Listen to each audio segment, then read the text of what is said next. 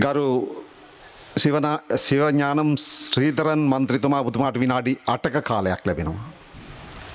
கௌரவ தலைமை தாங்கும் உறுப்பினர் அவர்களே, இன்றைய தினம் கொண்டு வரப்பட்டிருக்கின்ற இந்த ஒத்திவைப்பு வேலை பிரேரணையின் பொழுது நான் சில விடயங்களை பதிவு செய்ய விரும்புகிறேன்.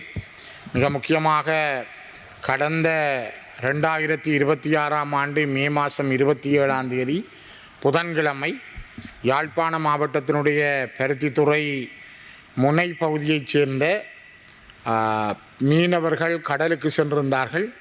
அந்த மீனவர்களிலே 4 பேர் இதுவரை இன்னும் வீடு திரும்பவில்லை. அரசாங்கத்தினால் அவ்வாறு சென்றவர்களை கொண்டு வருவதற்கான, தேடி கண்டுபிடிப்பதற்கான சரியான நடவடிக்கைகள் உரிய நேரத்தில் மேற்கொள்ளப்படவில்லை என்பதையே அந்த பகுதி எங்களுடைய மீனவ சகோதரர்கள் எங்களிடம் முறையிட்டிருக்கிறார்கள். குறிப்பாக சிமியாம்பிள்ளை சுஜிக்குமார் 37 வயசு, கதிர்காமம் சோதிலிங்கம் 52 வயசு, பாலசூரியமூர்த்தி ராமகிருஷ்ணன் 53 வயது, ராமகிருஷ்ணன் ரவிராஜ் 28 வயது. இதிலே ராமகிருஷ்ணனும் ராமகிருஷ்ணனுடைய மகன் ரவிராஜ் அவர்களும் தந்தையும் மகனுமாக கடலுக்கு சென்றிருந்தார்கள். இவர்கள் பருத்தித்துறை முனை கற்கோவளம் பகுதிகளை சொந்த இடமாக கொண்ட இந்த எங்களுடைய மீனவ சகோதரர்கள் இன்று வரை வீடு திரும்பவில்லை. இவர்களுக்கான உயிர்களுக்கு என்ன நடந்தது, இவர்களுக்கு என்ன நடந்திருக்கும் என்பதை இன்னும் அரசு பொறுப்போடு வெளியிடவில்லை. அரசிடமிருந்து ஒரு சரியான பதிலும் அவர்களுக்கு கிடைக்கவில்லை என்பதையும் நான் இந்த இடத்திலே பதிவு செய்ய விரும்புகிறேன்.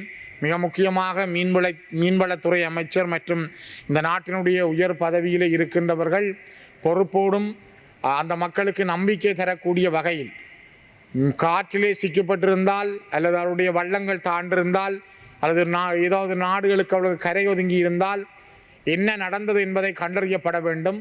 அந்த குடும்பங்கள் நிற்கதியாகி இருக்கிறது.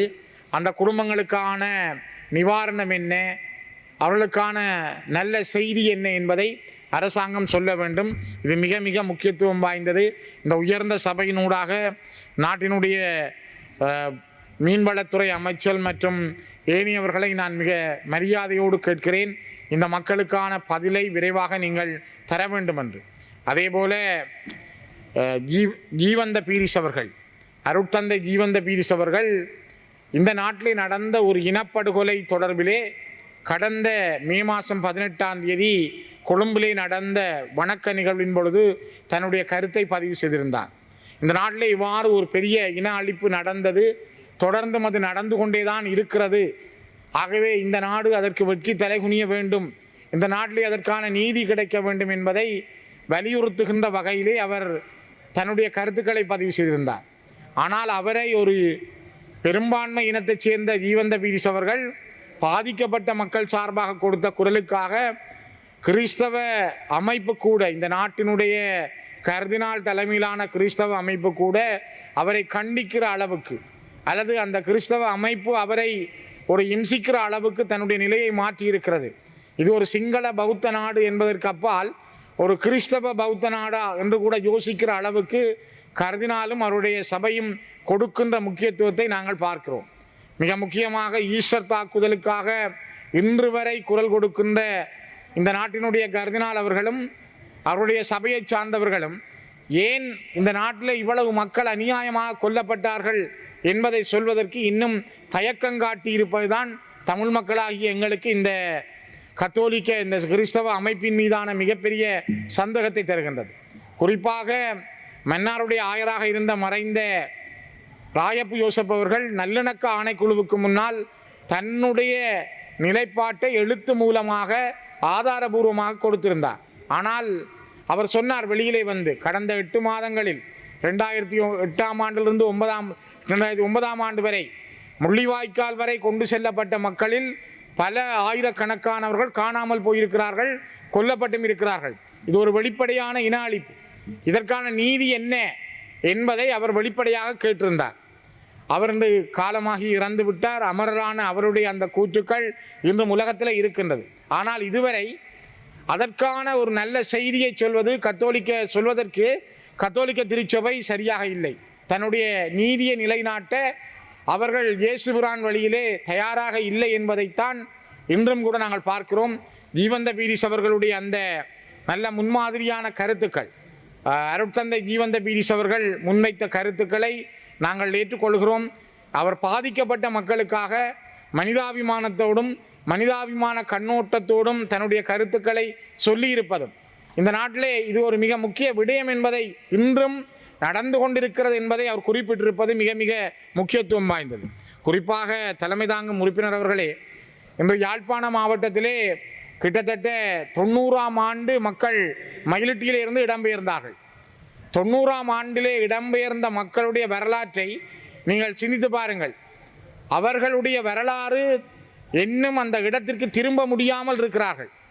ஒரு வெள்ளிக்கிழமை வருகிற 15ஆம் தேதி வந்தால் அவர்கள் வெளிக்கிட்டு 35 ஆண்டுகளை பூர்த்தி செய்த காலகட்டம். அந்த காலகட்டத்திலே அவர்கள் கேட்கிறார்கள், நாங்கள் இந்த மண்ணிலே இருந்து எங்களை துரத்தி அடித்தார்கள், கலைக்கப்பட்டோம். இராணுவத்தினரால் வலுக்கட்டாயமாக கலைக்கப்பட்டார்கள்.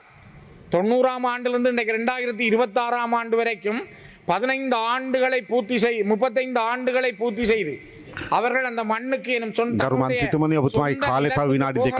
இருக்கிறார்கள். அதற்காக அவர்கள் இப்பொழுது ஒவ்வொரு வெள்ளிக்கிழமைகளிலும் மயிலிட்டியிலே ஒரு போராட்டத்தை முன்னெடுக்கிறார்கள். மயிலிட்டியிலே அவர்கள் முன்னெடுக்கின்ற போராட்டம், எங்களுடைய நிலத்தை எங்களிடம் தாருங்கள். அவர்கள் அந்த போராட்டம் நடத்துகின்ற நிலத்துக்கு முன்னாலேயே அவருடைய சொந்த நிலம் இருக்கிறது. அதிலே இராணுவம் தோட்டம் செய்கிறது. அவர்கள் காடாக அடைத்து வைத்திருக்கிறார்கள். இராணுவம் குடியிருக்கவும் இல்லை. ஆனால் இராணுவம் யாழ்ப்பாணத்திலே சலூன் நடத்துகிறது, இராணுவம் கடைகளை நடத்துகிறது, இராணுவம் மக்களுடைய காணிகளில் தோட்டம் செய்கிறது. தோட்டம் செய்த மரக்கறிகளை சந்தையிலே கொண்டு வந்து இராணுவம் விற்கிறது. இராணுவம் முன்பள்ளிகளை நடத்துகிறது. இன்னும் இந்த நாட்டிலே இந்த நிலை மாறவில்லை. அதனால்தான் நாங்கள் கேட்கிறோம், இந்த அரசு மாறியும் கூட ஜனாதிபதி வலிகாமம் வடக்குக்கு வந்து நடைபெறுகின்ற பொழுதும் கூட மக்களுடைய காணிகளை விடுவியுங்கள், அந்த மக்கள் அந்த இடங்களில் குடியேற விடுங்கள் என்று கேட்ட பொழுது, இங்கே நீங்கள் டித்துவா புயலை பற்றி பேசுகிறீர்கள், அரிசி விலை பற்றி பேசுகிறீர்கள், பொருளாதாரத்தினுடைய நிலை பற்றி பேசுகிறீர்கள். ஆனால் தங்களுடைய மிக உற்பத்தியை தரக்கூடிய அந்த மயிலிட்டி போன்ற இடங்கள், தையிட்டி, மயிலிட்டி, காங்கேசந்துறை, பலாலி, வசாவிளான், தோலகட்டி போன்ற இடங்களிலே மக்கள் கொடி, முந்திரிகை, திராட்சை செய்கையிலே வெற்றி பெற்ற இடங்கள், வெற்றிலை செய்கையிலே வெற்றி பெற்ற இடங்கள், மரக்கறி செய்கையிலே வெற்றி பெற்ற இடங்கள், ஒரு நாளைக்கு குறைந்தது 4 அல்லது 5 பார ஊர்திகளில் டம்புள்ள சந்தைக்கு மரக்கறிகளை அனுப்பி வைத்த மக்கள் அந்த மக்கள்.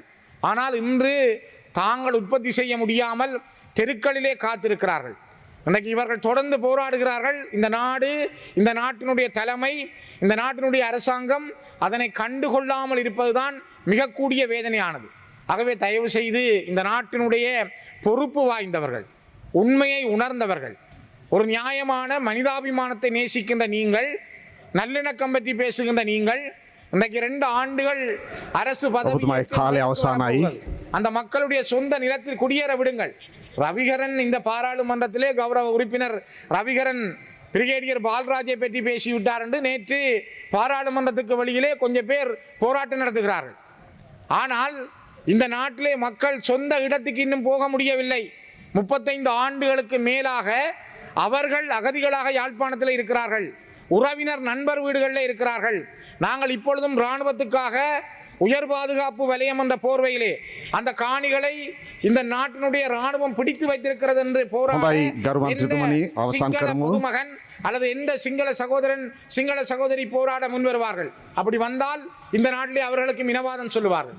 ஆகவேதான் நாங்கள் கேட்கிறோம், முன்வைக்கிறோம், மயிலிட்டியில் இருக்கிற மக்களுடைய நியாயமான கோரிக்கைகளை ஏற்றுக்கொள்ளுங்கள். அந்த மக்களுடைய காணிகளை உடனே விடுவியுங்கள். அந்த மக்களுக்கு அடிக்கடி போய் பொய் சொல்ல வேண்டாம். மாறி மாறி உங்களுடைய பாராளுமன்ற உறுப்பினர்கள் பொய் சொல்வதை விட அந்த மக்களுடைய காணியை உடனே விடுவியுங்கள். அந்த மயிலிட்டி, தையிட்டி, தோலகட்டி, வசாவிளான், பலாலி போன்ற அந்த தங்களுடைய இடங்களில் சென்று அனுமதியுங்கள் என்பதை மீண்டும் மீண்டும் நான்